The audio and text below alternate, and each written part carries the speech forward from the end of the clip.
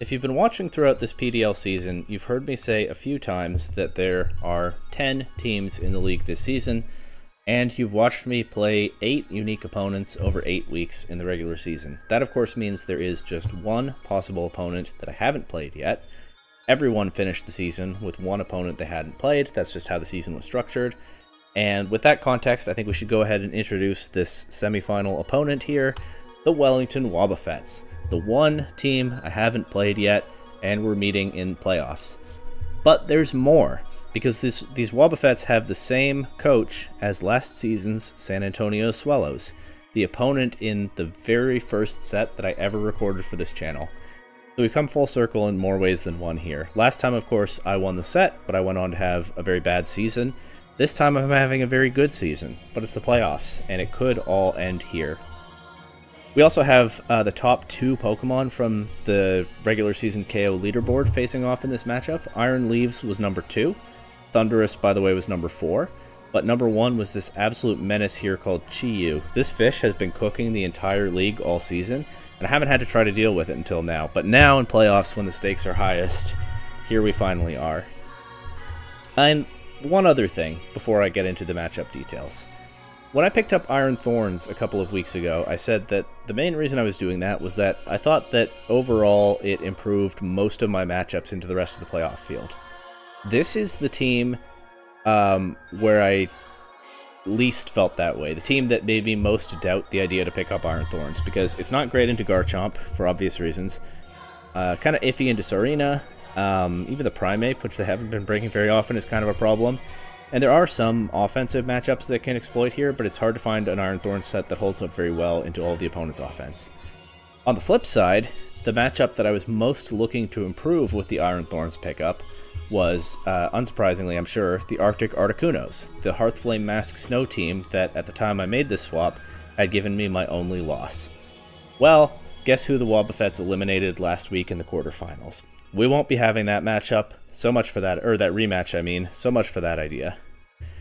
Anyway, a lot going on, but let's get into the team. They have Chi-Yu, Gyarados, Uxie, Sarina, Electros, Ambipom, Primeape, Noivern, Garchomp, Frostmoth, and Ghastly. And once this matchup was set, I binge-watched their replays, and the main Pokemon to watch out for seem to be Chi-Yu, Garchomp, Noivern, and Ambipom, with the first 2 being their main offensive engines and the other 2 the main supports. Ambipom is a very interesting complementary piece with Chi-Yu because, for one thing, it has a potentially very strong Technician Fake Out, and if you try to Terra Ghost around that, then the Chi-Yu can pick on you with Dark Pulse or Snarl. But the Ambipom also has a ton of other support moves that it can use to make Chi-Yu's day easier, or Garchomp's day. And then Garchomp and Noivern are another interesting lead combination that they've been running sometimes. The Noivern, of course, can set Tailwind, which is useful to both Garchomp and Chi-Yu, which are fairly fast, but not the fastest. It has chipped things with Super Fang in a number of their matchups, and there was at least one week when it set up Dragon Cheer for a Scale Shot Garchomp, which is pretty scary. That said, in watching their replays, I've spotted a number of patterns in how they play, including a couple of things that they do very well that are hard for me to prepare for, but also maybe some potential exploitable weaknesses, unless they're cooking a surprise for the playoffs, which they might well be. First, the things that are hard to deal with.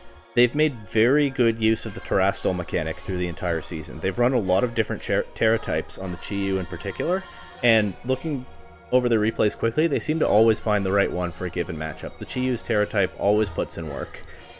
And I don't know what they're going to bring on it in this set. Second, they are very good at finding niche support options to enable their attackers. There's a reason Chi-Yu has been shredding the entire league this season. Yes, it's a very strong Pokemon, and yes, as I said, they've been terrestrializing it well, but it also has a ton of support, especially, from the Noivern, but especially from the Ambipom. Last week, they brought Sunny Day on Ambipom to deal with the opponent's snow, and they brought Mudshot to chip and slow down the Hearthflame Mask Ogerpon. And of course, I'm pretty sure Mudshot is also boosted by Technician. So that's kind of scary to deal with. And those are the 4 Pokemon that I thought about most in the builder, though of course I have to respect all of their Pokemon as well.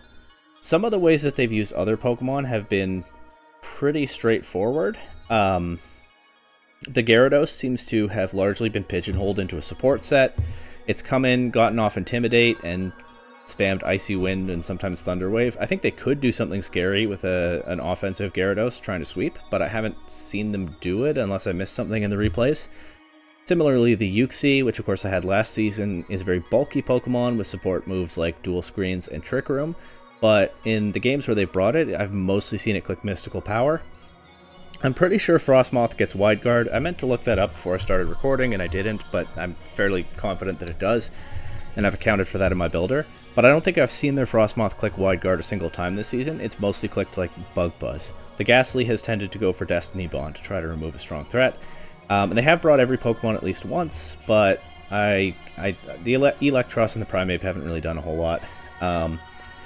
So it may be that they have some predictable patterns in how they play that I can take advantage of, or it may be, like I said, they've been saving some heat for the playoffs, and I'm going to be caught off guard by an offensive Gyarados or a Trick Room Uxie or who knows what. I have tried to respect every option that they have, but I definitely have prepared more toward the things that they've shown a tendency to use. One last pattern, their team tends to go for big damage with Chi-Yu and Garchomp, and in the sets they've lost, which of course is half of their regular season sets, it's often been when they've been overwhelmed by an opponent's offense. Opponents have thrown off damage faster than they can compete with it, and yeah, they don't tend to have a ton of bulk on their Pokemon, I think. They do use a lot of recovery berries to kind of make up for that, but even so, they have been overwhelmed by offensive teams a few times this season. So where I had tough choices to make in my build this week, I tended to lean on the side of more damage output. I sort of built that bias into my prep as I weighed different ways to approach this. My preparation process was pretty interesting this week. I very quickly narrowed it down to 7 Pokemon that I wanted to bring. Then it took me hours to make the final cut down to 6. And then after being away from my computer for a bit, touching grass, I changed my mind about one of the Pokemon that I was bringing and replaced it with one of the ones that I had ruled out immediately. So we'll go through all that as we go through the team, but unsurprisingly this week we are starting off with Thundurus. And look, I have my patterns too in this season in how I like to use my team, and I've kind of gone back to my roots here with this Terra Steel, Covert Cloak, Mixed Bulk, Rain Dance set. This is actually perfectly mixed bulk. Its defense and special defense stats are equal, which isn't something I intentionally aimed for. The special defense takes any hit from Modest Life Orb Chi-Yu without any boosts or sun or rain, except Overheat. That one's just pretty hard to calc for. And then I dumped the rest into defense. I did have a more even EV split for a while, but I think I like defense as the I don't know what to do dump stat because of the Ambipom Fake Out being a threat. Pulling back the curtain a little bit, this is the only Pokemon that I haven't run Protect on this week. So I am going to try to Protect around the Fake Out where I can. But here I have the Covert Cloak so I can get off all my support options. Rain Dance enables some attackers that are coming up in a little bit. And also takes away any sun that they've tried to set up for Chi-Yu. Scary Face is a countermeasure to Tailwind mostly. Of course, it doesn't work on Chi-Yu unless Chi-Yu has Terastallized because of the Dark-type immunity to Prankster. But otherwise, it can hopefully keep Garchomp or even an offensive Gyarados from getting out of control. Taunt is thrown on mostly in case they do try something tricky with Uxie. I have gone fast with my team this week. I don't think I've ever seen them bring Trick Room to a set, but if this happens to be the one where they try it, hopefully I have some chance to shut that down. And then, of course, Wild Bolt Storm you're familiar with by now. The Terra Steel I'm a little iffy on. I did think at one point about changing it to Ghost, but they do have a few ways to exploit Thundurus' weaknesses. They can run a Rock move on Garchomp or Gyarados. They can run an Ice attack on Frostmoth, Sarina, Gyarados again. They could run any kind of Terra Blast on Chi-Yu. So I like covering the weaknesses with Terra Steel here, I think, even though it opens up a Fire weakness and a Ground weakness, and those are their main attacking types. Situationally, I think it still could be good. Plus, of course, it resists the Fake Out from Ambipom. So that does a lot of damage as it is now, but it will do less if Thundurus is Terastallized. The appeal of Ghost is that it's also immune to Super Fang from the Noivern, which definitely could matter, but I don't know, Steel covers more things than Ghost does. Maybe I'll change it, but I think it's unlikely that I will. Up next, to pair with Thundurus, we have Barraskewda. Barraskewda is, as usual, naturally the fastest Pokemon in this matchup. So I think it has an excellent chance to get off big hits into either an Ambipom Chiyu lead or a Noivern Gyarados lead. I think against either one of those, if I lead Thundurus Barraskewda and I click Rain Dance Protect turn 1, then I'm in a pretty decent spot, at least to get off a big hit and try to get my offense going. And of course, Barraskewda is kind of insurance against the Noivern's Tailwind, because with Rain up, it's still faster than Noivern can be under Tailwind. So Swift Swim Barraskewda faster than Tailwind boosted Noivern. Is this EV spread right? Yeah, it is. It is. The Jolly Nature is necessary to guarantee outspeed Noivern, but I did definitely calculate all this out. Right, okay, Liquidation gets off a big hit into most things. Ice Fang gets off big hits into Noivern and Garchomp. Flip Turn can pivot Barraskewda out, because this Jolly Barraskewda isn't necessarily one-shotting things, and I might want a chance to bring it back in later and do more damage, but of course it can also function as a late-game attacker to begin with, or it can function as an early-game attacker that softens things up for something in the back. There's some flexibility in how I use it, but the pivoting option I think is good to have. And again, I have Protect on everything this week except Thundurus. This is another one where I found the Terra type a little bit tricky. I considered Ice first because that helps Ice Fang pick up a KO into certain bulky Garchomp sets. But I think Barraskewda can benefit from a boost to either one of its attacking types. There are a number of calcs that kind of just miss a KO if my opponent is running enough bulk, with both Liquidation and with Ice Fang, so I think the situational boost from Stellar is a little more interesting here.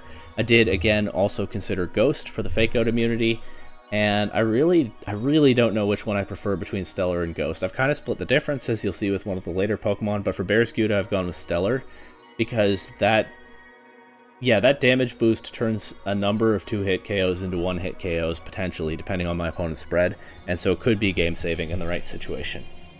Up next is actually the first Pokemon that I decided to bring to this matchup, and that is Sylveon.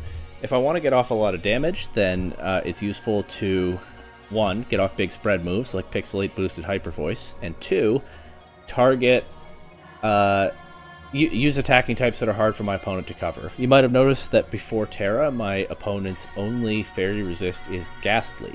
You could say that Fairy type damage is a Ghastly matchup for them.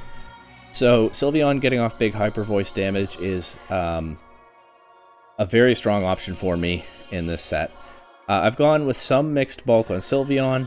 I don't know, I ran a bunch of calcs against Chiyu, Garchomp, and like Sarina sometimes. I think this, I don't know what to tell you about this bulk, except that it takes every important hit once, I'm pretty sure. I even calced against Ironhead Garchomp here. And then I dumped the rest into special attack with a modest nature. I did have the usual kind of instinct to go super bulky with Sylveon, but again, I want to err on the side of big damage in this matchup. I think that getting a lot of damage off quickly is potentially the key to winning. And so Throat Spray with a good amount of special attack investment and a modest nature felt like the way to go here, once I was sure that I was taking the big hits. At least once. Terra Fire, Terra Blast covers for potential Terra Steel for my opponent. I think that's a really obvious Terra type for them to bring on something. I think there's a very good chance that the Garchomp will be Terra Steel, for example. The third move slot I didn't feel super strongly about. I actually was considering Rain Dance for a while, just for the sake of having a second Rain Setter, but that didn't feel especially good, and I have liked Yawn in recent weeks as an emergency button if my opponent is getting some setup going, which they can certainly do with something like Nasty Plot Chiyu, Swords Dance Garchomp, Dragon Dance Gyarados, or as an emergency button to stall out turn-based speed control like a Tailwind or a Trick Room. So I don't know if I ever click Yawn, but I think it's a good tool to have just in general, and that's why I've been bringing it a lot in recent weeks, and I have it again here. Next is the second Pokemon that I chose for this week, and that is Magmar. Magmar, I think, pairs reasonably well with Sylveon because it can redirect something like an Iron Head if I don't want to commit the Terra on Sylveon. It also, of course, resists Chiyu's fire attacks naturally, though not Stark attacks. And I can maybe even fish for a Flame Body Burn on Ambipom. I was running Will-O-Wisp for a little bit, but the more I thought about it, the less valuable it really seemed here. Again, mixed bulk, calculated to survive most of the big hits that my opponent can go for at least once, with a lot in defense because the Fake Out Ambipom is potentially a menace. Even if I can protect around it a lot of the time, I can't always guarantee do that. Shout out, by the way, to Pokemon Showdown's new EV efficiency feature, which has saved a lot of my Magmar sets this season, including this one. Apparently, I just don't know how to train a Magmar, but now I don't have to. Pretty basic set. Helping Hand for the damage boost as usual. Follow Me can create an opening for Sylveon or even something like Barraskewda to get off another big hit that might decide the game in the right circumstances. The Terra Water is what? Terra Water covers for the weaknesses into things like Garchomp and Gyarados, while not opening up very many more weaknesses from my opponent's team. I don't think they have an electric type at all, do they? Certainly not a strong one. And their grass type is Sarina, which is strong, but doesn't have a great matchup into Flame Body, Flamethrower, Magmar. Terra Water otherwise gives me a lot of good neutral defensive coverage, while covering for Magmar's obvious water weakness, and at least turning its other regular weaknesses off. I think there was something else here. Oh, Flamethrower over Heat Wave, because I'm respecting the wide guard, potentially from Frostmoth. That's pretty much all there is to be said about that. And from here, things got tricky. These 4 Pokemon I chose fairly easily, but after that is where the tough cuts came. And I talked about a certain matchup earlier in the video, and here in the Chi-Yu set, in the Chi-Yu matchup, I did genuinely consider leaving Iron Leaves on the bench, but I'm not doing that. Iron Leaves is here by the skin of its teeth for a few reasons. One of those is that I have now brought my complete Fire, Water, Grass core, which gives Barraskewda better pivoting options than it has otherwise. Notably, my only 2 Pokemon, well, Miss Magus is a ground immunity, but I'm just going to tell you now I'm not bringing it this week. Otherwise, my only Pokemon that resist or are immune to ground are Thundurus and Iron Leaves. And if I'm pivoting out against, say, like a Garchomp Stomping Tantrum, chances are I already have Thundurus on the field next to Barraskewda in an early game situation. There's not much else that I have that wants to come in on that. So having Iron Leaves for that pivoting option, I think, is just a good, solid choice here. Iron Leaves also has a good speed tier in this matchup. I'm, of course, running the speed boosting set that you've seen many times this season, which doesn't have the best damage output as we've seen, but still can threaten some reasonable damage and gets pretty good coverage with Psyblade and Sacred Sword. But Iron Leaves has slightly higher base speed than both Chi-Yu and Garchomp, so with Quark Drive boost, it can outrun even a Scarf set from one of those. And the other reason that I wanted the speed boost here is that, as you can see, I'm running Quash. So Iron Leaves being potentially faster than anything on their team, unless they have Tailwind up. With speed boost, it should be, I think, ahead of Noivern even. Means that I can force an opposing Pokemon to go after something like Sylveon and get off the Hyper Voice before they threaten to KO on Sylveon. It even works on Chi-Yu, of course, because Iron Leaves doesn't have Prankster. We're just relying on its speed stat and potentially a boost to get the Quash off. It's a little bit heat, but I think that Quash could be pretty interesting in a game plan where I'm trying to enable Sylveon to get off as many hits as it can before it goes down. And then the Terra Water, again, largely the same reasoning as Magmar. It covers Iron Leaves' weaknesses pretty well in this matchup. Things like Fire from the Chi-Yu, in particular, that's the biggest one. But also it's neutral to flying attacks from the Noivern. It resists ice attacks from the Frostmoth and is neutral to Bug. And it doesn't open up a whole lot of weaknesses into my opponent's team. Finally, I was going to bring Iron Thorns for a while. That was the Pokemon that I cut latest, despite what I said about it earlier. I still think it makes a decent amount of offensive sense into my opponent's team. It threatens Chi-Yu, of course, with rock attacks, and also is fire resist. I was thinking about bringing Ice Punch on it to cover the dragon types. Of course, it can also get super effective rock type hits up on Noivern. But as I tried to pin down Iron Thorn's specific set, I realized that I was being pulled in too many directions. I wanted to simultaneously have a ton of bulk, a ton of speed, a ton of power. I wanted setup and coverage and protect. I wanted a Clear Amulet and a Shuka Berry. And I wanted to terrestrialize it out of any danger, but I didn't want it to be a Terra Hog. when I looked at the full sum of everything that Iron Thorns can do in this matchup, it looked very good. But the more I tried to pin down a specific set, the more concessions I was making, until up to the point where it just didn't seem to be making much sense anymore. And what made more sense to me was to simplify my game plan and instead bring Beartic. Really quickly before I get into Beartic, the Pokemon that took me hours to cut was Persian. I think Persian could have been very interesting here, mostly because it has, I believe, the same base speed as Ambipom, and it also has Technician Fake Out, so there could have been some chaotic Fake Out speed ties if I'd wanted to go that route, although they also could block the Fake Out with Serena's Queenly Majesty, and that's one reason I didn't bring Persian. But also, I wasn't exactly sure what else I was doing with Persian. I mostly imagined it spamming Icy Wind, and like maybe Taunt into Uxie, but Persian doesn't have much damage output, and again, I leaned toward damage output above most other things when I had tough choices to make in this matchup. So Persian just didn't seem to fit that well in the end, and I can recreate a lot of, or I should say, because Thundurus was already on the team, a lot of what Persian could do was kind of redundant with Thundurus. Thundurus, of course, having Scary Face and its own taunt. I didn't feel like I needed both of them, compared to more offensive power. So I've switched to Iron Thorns, and then I've talked about the issues with Iron Thorns already, and now we're on Beartic. Beartic does make the team more rain dependent, which is not ideal when I only have the one rain setter, and they could easily run something like Sunny Day Ambipom again, but of course I don't have to bring both Barraskewda and Beartic to a game. But Beartic is another Pokemon that is very fast in rain, and a massive offensive threat to my opponent's team. Ice, Water, Rock coverage pretty well picks up everything noteworthy that they have. I guess not the Uxie, kind of, but all the big threats that I talked about at length, except the Ambipom, which isn't all that bulky, are pretty well covered here. And I don't even need some fancy Terra Blast. I can just afford to run Protect to play around the Ambipom over that. Clear Amulet because of course, the Intimidate Gyarados and even a Trop Kick from the Serena. And like I said, I was very split on Stellar Terra and Ghost Terra for both this and for Barraskewda. I actually think I had Stellar penciled in on both of them at one point.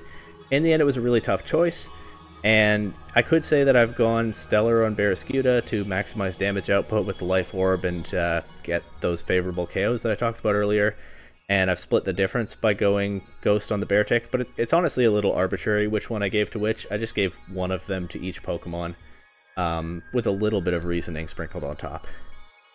This should be faster than unboosted Noivern in Rain, and since I'm running the Clear Amulet and I don't have room for loaded dice, I'm bringing Ice Punch over Icicle Spear, and Ice Punch over Icicle Crash, because Icicle Crash is not that much stronger, and I'm afraid to miss. That's basically what that comes down to.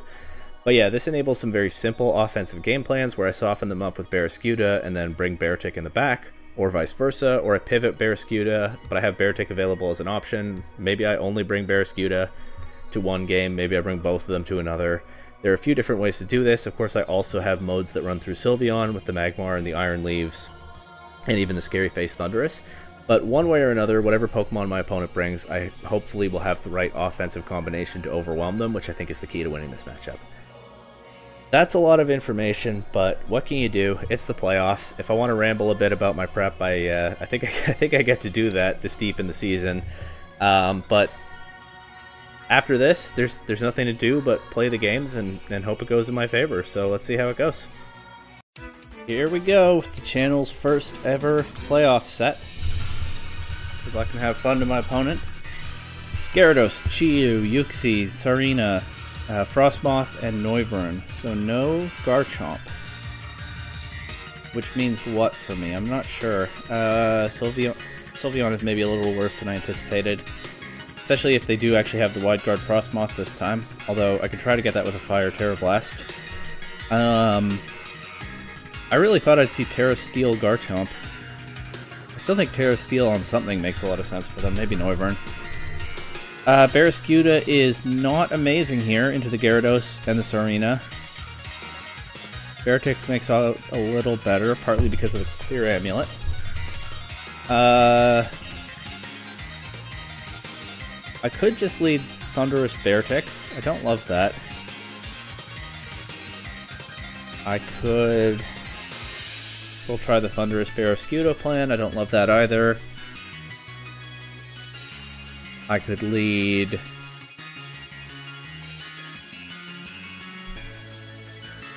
Sylveon with Thunderous or Iron Leaves. Of course, I can't Scary Face the Chi-Yu unless it terastallizes.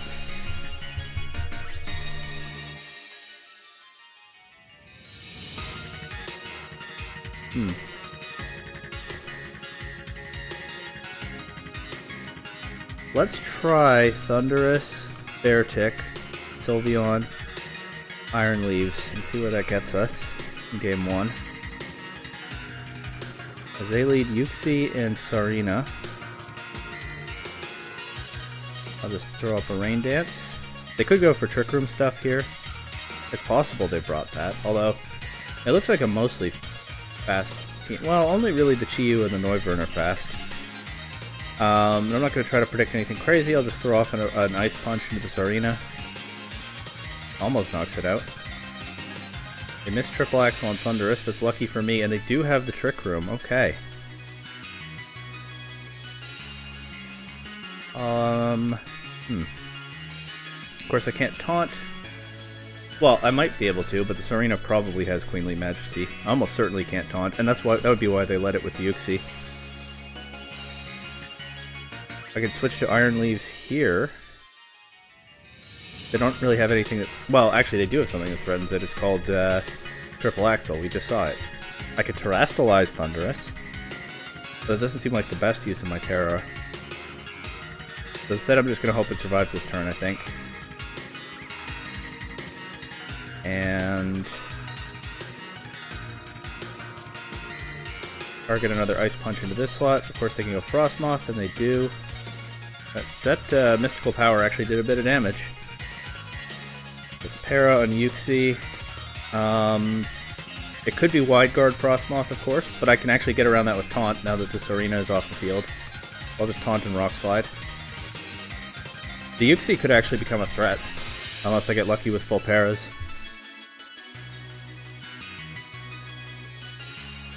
It did 25% unboosted to Beartic, and of course it has a boost now.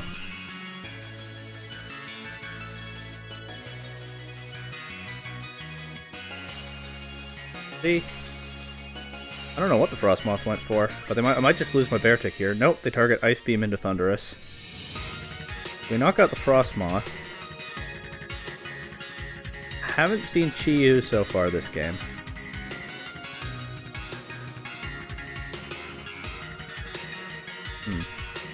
Still 2 turns of Trick Room, as I haven't really made any effort to stall that out so far.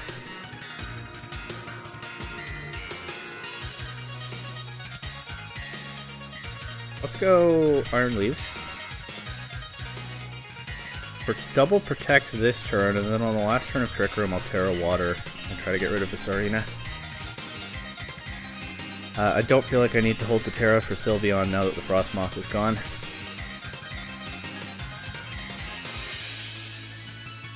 Yeah, they go for Triple Axle. And here I'll Terra Water. Psyblade into this Arena slot. Maybe Sacred Sword is safer, in case they switch the Chi-Yu in. I'll Sacred Sword into this Arena slot. And I'll probably lose my Beartic here, but I'll try to get an Ice Punch into Uxie. Oh, they actually missed with Mystical Power. This has been a pretty unfortunate game for my opponents so far. Good news for me, right? Wow, that Ice Punch is not even going to KO with a second hit. Maybe the Icicle Crash power difference did matter here. They go Gyarados. They didn't bring Chi-Yu. The Trick Room is gone. I can just try to finish the Uxie off. Obviously, I don't have a good attack into it on Iron Leaves, but it's low enough that these two together should knock it out. As I went for Protect and we're fully paralyzed. Actually, it might survive. Oh, with Beartic on, it definitely survives. Alright, well that gives me Sylveon. And... do I attack with Iron Leaves, or do I Quash the Gyarados? I'm gonna Quash to avoid a possible Waterfall flinch. I just go for Hyper Voice, get off some damage and my boost. Get rid of Uxie. Gyarados goes for Thunder Wave. Okay, so the Quash play probably doesn't work again. I'll just target it with a Psyblade. And another Hyper Voice, now single target, and we take game 1. But we did get lucky in a few ways in that game. It doesn't feel like the cleanest win. So, heading into game 2, they led Sarina Yuxi. They brought Frostmoth. I feel like Magmar is actually a pretty reasonable bring here, because it's strong into Sarina and Frostmoth. It even could burn the Gyarados in a pinch. Good luck, have fun again. What do I drop for Magmar? Well, okay, they were in a Trick Room game plan. The rain didn't really do anything good for me. In fact, I might have been better off without it in that game. But I can't rely on them to bring Trick Room again. This is tough. I think I'm going to bring the same Pokemon, except Magmar over Iron Leaves. Because the Beartic with Rain can threaten basically anything except the Yuxi. Not Icicle Crash, as we know. Ice Punch, Rock Slide, Ice Punch, Liquidation, or Rock Slide. Rock Slide. But yeah, I'll bring Magmar, so I have a switch in on a Triple Axle, or whatever Frostmoth does. As I do actually bring Chi-Yu this time. So I will Rain Dance and just Liquidation into that slot. Okay, they swap it out to Sarina. Makes sense. Look at the Trick Room here. I'll actually just swap to Magmar, preserve Thundurus, and go for an Ice Punch into the Sarina slot. They could just swap it back out to Chi-Yu. It's a good play if they do. But instead they knock off my Beartic, so now they can Intimidate it. Mystical Power misses. Of course, it wouldn't have KO'd anyway, even with a crit, but that is unfortunate for my opponent. Here's the Frostmoth. They haven't used their Terra yet, but I'll try a Flamethrower and a Liquidation into the Frostmoth. As Terra Grass. Okay. Knocks out Beartic. Mystical Power doesn't do much, but of course they get the boost. And Flamethrower and Rain doesn't do much, but it does burn the Frostmoth, but they have a Lumberry. What a game.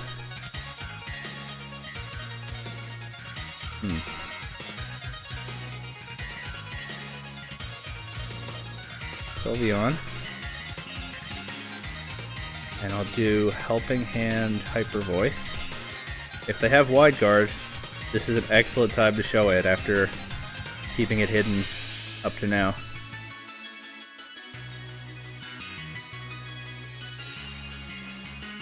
Nope, no Wide Guard.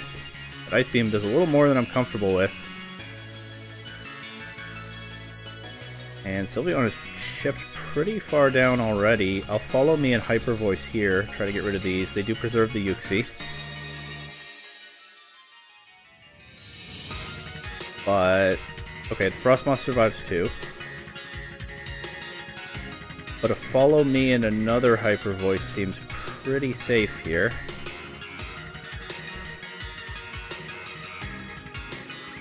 They're gonna set Trick Room? They do, okay. I'm a little worried that the Chi-Yu will just knock my Sylveon out here, but not really much for me to do except follow me. Is the Chi-Yu really... The Chi-Yu is faster than Sylveon, guaranteed. Its minimum speed is more than I'm running right now. So actually, I think I could just Helping Hand Hyper Voice.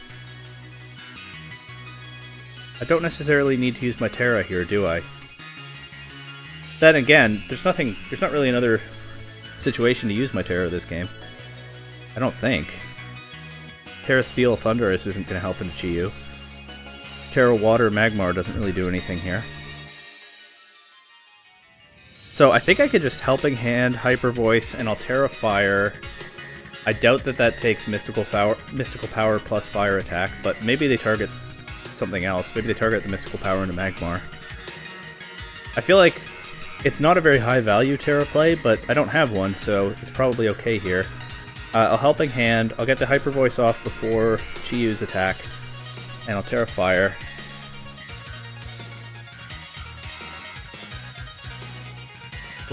That actually almost clean knocks it out.